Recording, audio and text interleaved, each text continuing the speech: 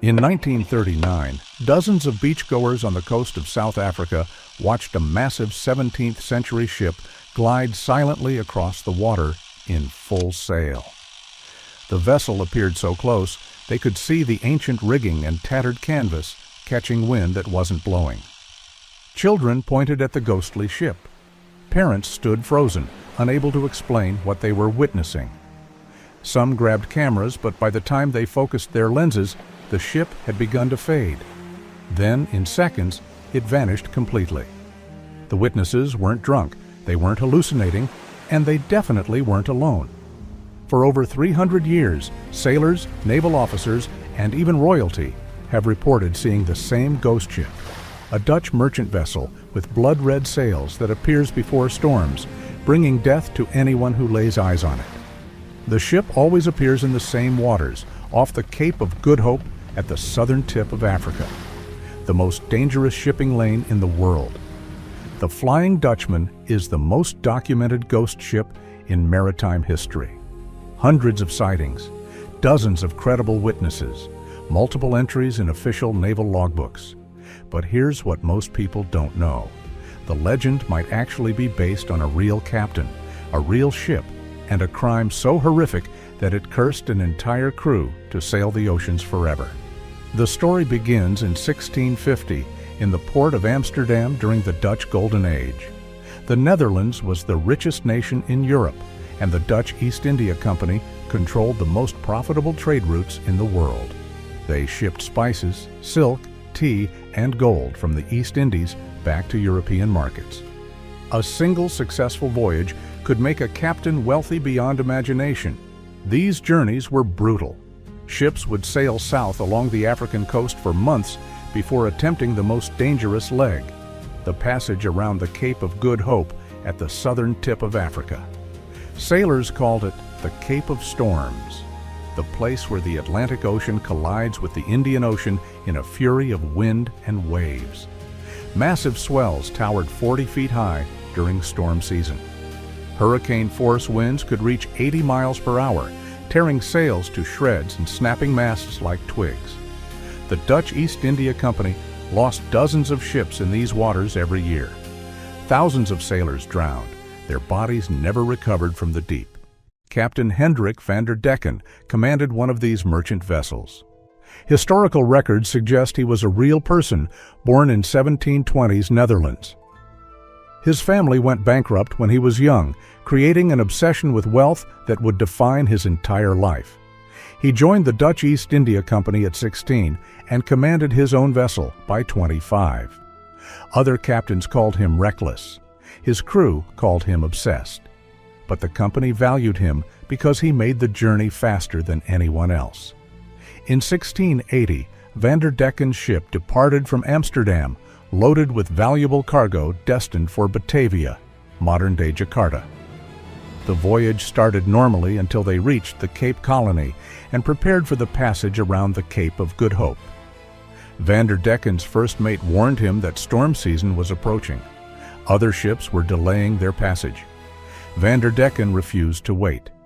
Every day of delay cost money. A storm rolled in from the Atlantic on April 4th. Dark clouds blocked out the sun. The winds hit 70 miles per hour within minutes. Waves towered 30 feet high, crashing over the deck. Van der Decken's crew begged him to turn back. The first mate pleaded with him, pointing out that the rigging was failing, that men would die if they continued.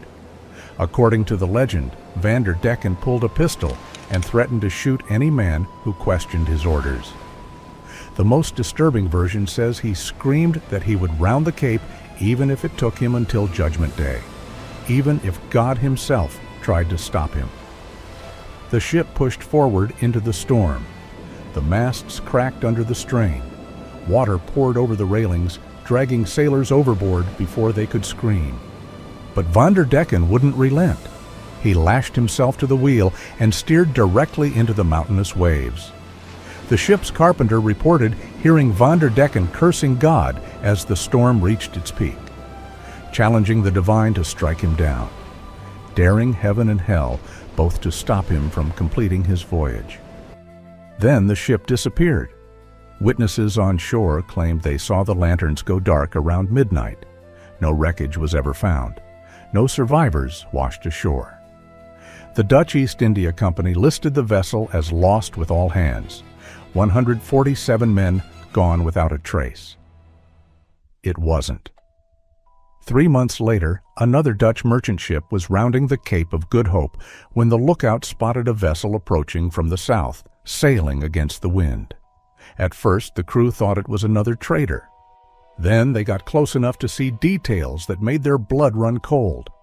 The ship was ancient, its design from decades earlier. The sails were torn and rotting, hanging in tattered strips that somehow still caught wind. The hull showed massive damage, as if it had been smashed against rocks repeatedly. And standing at the wheel was a figure in a captain's coat, his face locked in a grimace of fury and madness. The crew recognized the ship. It was Van der Decken's vessel, the same one that had vanished in the storm 3 months earlier. They tried to signal, waving lanterns and shouting across the water.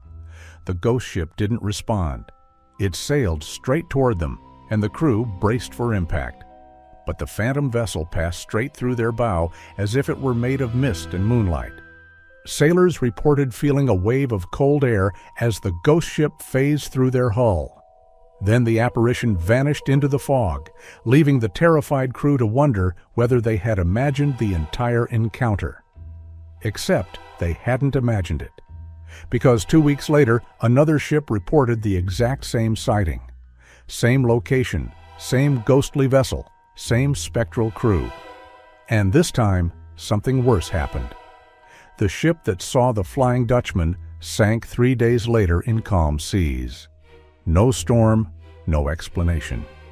The vessel simply started taking on water and went down with half its crew. Word spread quickly through the maritime community, carried from port to port by sailors who swore on their lives that the stories were true. Other captains began reporting similar encounters, always near the Cape of Good Hope, or always before a storm or disaster, and always with the same ghostly crew sailing a ship that shouldn't exist. The legend of the Flying Dutchman was born, and it terrified every sailor who worked the Cape route. By the early 1700s, the story had evolved into a complex mythology. Sailors developed rules for what to do if you encountered the phantom ship. Never acknowledge the vessel, never wave or signal, above all, never accept anything from the ghostly crew. Because the Flying Dutchman would sometimes try to make contact, rowing longboats across the water to deliver letters and packages to other ships. These letters, according to the legend, were addressed to people who had been dead for decades. Messages written in languages that no living person recognized. If you accepted these cursed letters, you would be doomed, and your ship would sink within days. Or worse, you would be forced to join the phantom crew, sailing forever on the ghost ship without rest or release. The only escape was to refuse all contact and sail away as quickly as possible. The most famous sighting came in July of 1795, and it involved British royalty. The HMS Bacchante, a Royal Navy vessel, was sailing near the Cape of Good Hope as part of a training mission. Among the crew was Prince George of Wales, the future King George V of England, serving as a young midshipman to gain naval experience. It was 4 in the morning on July 11th when the watch officer spotted something impossible on the horizon. A ship was approaching from the southeast, glowing with an eerie red phosphorescent light that seemed to emanate from the vessel itself. The phantom ship appeared to be fully rigged with sails set, moving at impossible speed despite there being almost no wind. As it drew closer, the crew of the Bacchante could make out details. An old Dutch design, decades out of date, tattered sails that shouldn't be able to catch any breeze, and a crew of shadowy figures moving about the deck in complete silence. The officer of the watch called for Prince George and the ship's captain. All 3 men watched as the ghost ship crossed directly in front of their bow, close enough that they should have been able to hail the crew. But when they tried to signal, the phantom ship gave no response. It simply sailed past, bathed in that unnatural red glow, and vanished into the darkness as if it had never existed. The ship's official log entry for July 11, 1795 reads, "At 4 a.m., the Flying Dutchman crossed our bows. A strange red light as of a phantom ship all aglow, in the midst of which light the masts, spars, and sails of a brig 200 yards distant, stood out in strong relief as she came up on the port bow." This wasn't a rumor or a ghost story passed around in taverns. This was an official entry in a Royal Navy logbook, witnessed and signed by multiple officers and a future King of England. But the horror didn't end with the sighting. Hours later, at 10 in the morning, the sailor who had first spotted the Flying Dutchman fell from the foretop rigging. He plummeted 70 feet to the deck and died instantly from the impact. The crew was convinced that the ghost ship had marked him for death. Prince George himself later wrote about the incident in his personal diary, on describing the phantom vessel and the sailor's death as connected events. The experience haunted him for the rest of his life. Throughout the 1800s, sightings continued with disturbing regularity.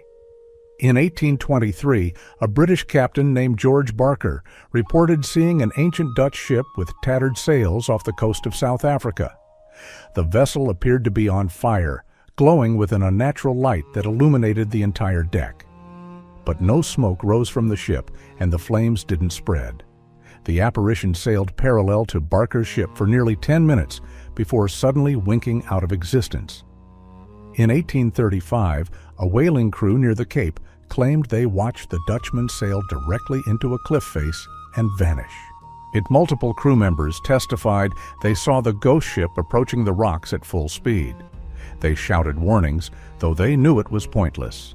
The phantom vessel struck the cliff and simply disappeared, leaving no wreckage, no debris, nothing to prove it had ever been there. The most credible mass sighting of that century happened in 1881. The crew of the HMS Inconstant, 11 sailors in total, all reported seeing the Flying Dutchman at the same time during the early morning watch. The ship appeared as a glowing phantom vessel, fully rigged with sails set, moving at impossible speed despite no wind. It crossed their path approximately 500 yards distant and disappeared into the night without a sound. The incident was documented in multiple independent testimonies, each describing the same details. And same location, same appearance, same sudden vanishing. These were trained Royal Navy sailors whose careers depended on accurate observation and reporting. But the 1939 sighting in South Africa remains the most witnessed and most credible event in the legend's entire history. It happened on a clear, calm afternoon at Glencairn Beach, just south of Cape Town. The date was March 23rd. Over 60 people were enjoying a perfect beach day. Families with children building sandcastles, couples walking along the shore, local fishermen preparing their boats. The sky was cloudless, the sea was calm, and visibility was perfect. Around 2 in the afternoon, someone pointed out to sea and screamed.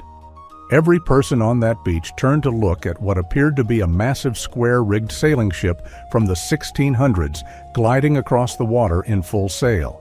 The vessel wasn't on the horizon. It was close, maybe 400 yards from shore, close enough that witnesses could see individual details with perfect clarity. They could see the wooden planks of the hull, weathered and rotting. They could see the rigging, hanging in torn strips.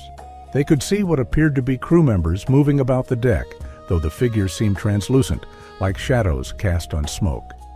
The ship moved in complete silence. No sound of waves against the hull.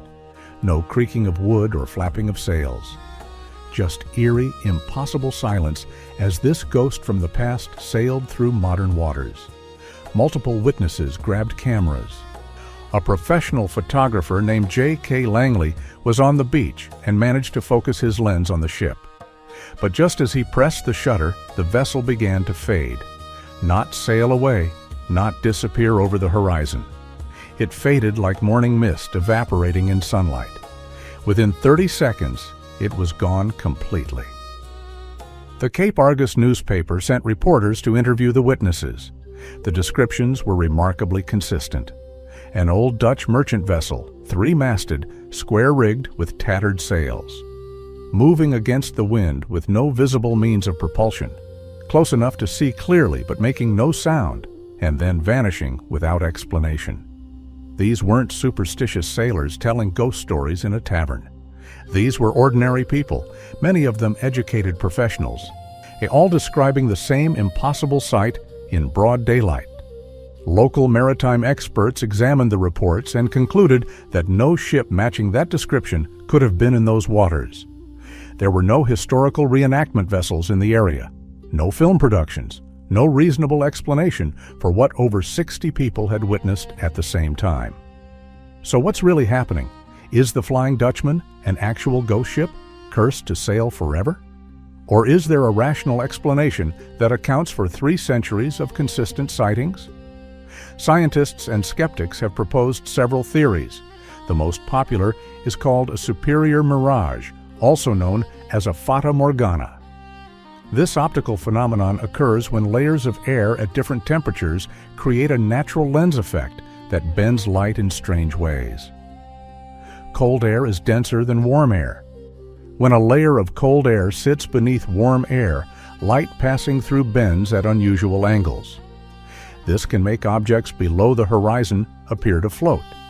It can make a ship 20 miles away appear close. The image can be stretched or compressed. And when temperature layers shift, the mirage vanishes. The Cape of Good Hope is perfect for this. The cold Benguela current from Antarctica meets warm air from Africa, creating constant temperature inversions. This could explain why sightings happen in the same location, why ships appear and disappear suddenly, and why modern vessels might look ancient when distorted. But this theory has problems. Fata Morganas project images from 10 to 20 miles away. Yet many Flying Dutchman sightings describe the ship within a few hundred feet. The HMS Bacante, estimated 200 yards, are close enough to see crew members. A mirage wouldn't produce that detail at that distance. Another explanation involves bioluminescence. Certain plankton glow when disturbed, creating patches of light on the ocean. In rare cases, these can outline underwater currents or sunken wrecks, creating the illusion of a glowing ship.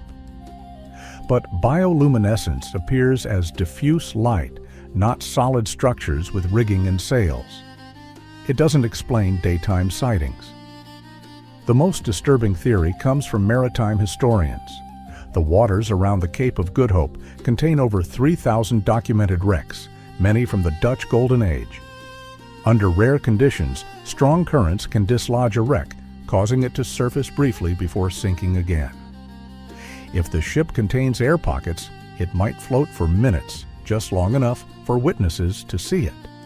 This would explain sudden appearances and disappearances, why the ship looks ancient and damaged, and why sightings cluster around the same area. But it raises a darker question. If people are seeing a real ship surfacing, they're looking at an actual tomb, a mass grave for sailors who died centuries ago, briefly rising from the ocean floor before sinking back into darkness. But here's what we know for certain. The Flying Dutchman legend didn't start as entertainment. It started as a warning carved from real tragedy. Dutch sailors believed this story because they understood the genuine horror of the Cape of Good Hope. Between 1600 and 1800, the Dutch East India Company lost over 400 ships around the Cape. That's an average of 2 ships per year for 2 centuries. Each vessel carried 100 to 150 crew. Over 60,000 sailors drowned in these waters. The ghost ship became a symbol of that constant loss, a reminder that the ocean takes everything eventually. Van der Decken's crime wasn't just arrogance, it was putting profit above human life. The company valued speed over safety. Captains who made faster voyages earned bonuses, even if it meant sailing into deadly storms. Van der Decken represented the worst of this system. A captain so obsessed with speed that he sailed into a storm rather than delay by a few days. His crew begged him to turn back, and he damned them all for the sake of cargo and profit. The curse was perfect justice. He wanted to complete his voyage no matter what. So he was condemned to sail forever, unable to complete it, unable to rest, and unable to escape the consequences. Over time, the story evolved. Richard Wagner's 1843 opera turned Van der Decken into a romantic figure searching for redemption through love. The Pirates of the Caribbean films transformed the Dutchman into a supernatural vessel ferrying souls between worlds. These versions are entertaining but miss the original horror. The real legend wasn't about redemption. It was about a captain who doomed his crew to eternal suffering. Sightings continue in the modern era. In 2011, a fishing crew off Cape Town reported seeing an old sailing ship appear in the fog for 3 minutes before dissolving. In 2016, a tourist captured distant footage that some claim shows the ghost ship, though skeptics argue it's a modern yacht. More intriguingly, in 2022, a research vessel detected what appeared to be a 17th century Dutch merchant ship 400 feet below the surface. When they returned 2 weeks later to investigate, the wreck had vanished. Skeptics will always find explanations. Mirages caused by temperature inversions, hallucinations triggered by isolation and stress, misidentified modern vessels seen in poor visibility, mass hysteria or shared delusion, surfacing shipwrecks or bioluminescent plankton. And maybe they're right. Maybe every single sighting over 300 years can be explained by science, psychology, and atmospheric phenomena. But that doesn't explain the consistency. Why do witnesses separated by decades and centuries describe exactly the same thing? Same location near the Cape of Good Hope. Same description of an old Dutch merchant vessel with torn sails. Same sudden appearance and disappearance. Same details about the spectral crew and the eerie silence. If these were random hallucinations or misidentifications, you would expect variation. Different ship designs, different locations, different behaviors. Instead, you get 300 years of remarkably consistent reports. It doesn't explain the credibility of the witnesses. These aren't just superstitious sailors telling stories in taverns. The Flying Dutchman was seen and documented by a future King of England, by Royal Navy officers whose careers depended on accurate reporting, by educated professionals and ordinary families on a beach in broad daylight, by fishing crews in calm weather with perfect visibility. These people had no reason to lie and everything to lose by reporting something so outlandish. It doesn't explain the deaths that followed the sightings. The sailor on the HMS Bacchante who fell to his death hours after spotting the ghost ship. The vessels that sank days after encountering the Phantom. The consistent pattern of tragedy following these encounters. Coincidence? Perhaps. But the pattern has held for centuries. The truth is, we don't know. We have theories, but no definitive proof of anything. Scientists can explain how mirages work, but can't prove that's what witnesses saw. Historians can document ship losses, but can't confirm that Van der Decken's vessel is surfacing from the depths. Psychologists can describe mass hallucination, but can't explain how 60 people hallucinated the same ship in perfect daylight. And that's what makes the Flying Dutchman the most terrifying ghost ship in maritime history. Not because it's definitely supernatural, but because it exists in that uncomfortable space between the explainable and the impossible. Because it might be real. Somewhere off the coast of South Africa, in the waters near the Cape of Good Hope, something is out there. Maybe it's an optical illusion caused by temperature layers. Maybe it's a wreck surfacing from the deep. Or maybe, just maybe, Captain Hendrik Van der Decken is still trying to round that cape, still refusing to turn back, still sailing through storms that should have killed him centuries ago. And if you ever find yourself near those waters, if you see an ancient ship with torn sails and glowing red light, do what sailors have done for 300 years. Look away, because some legends exist for a reason, and the Flying Dutchman doesn't forgive those who doubt.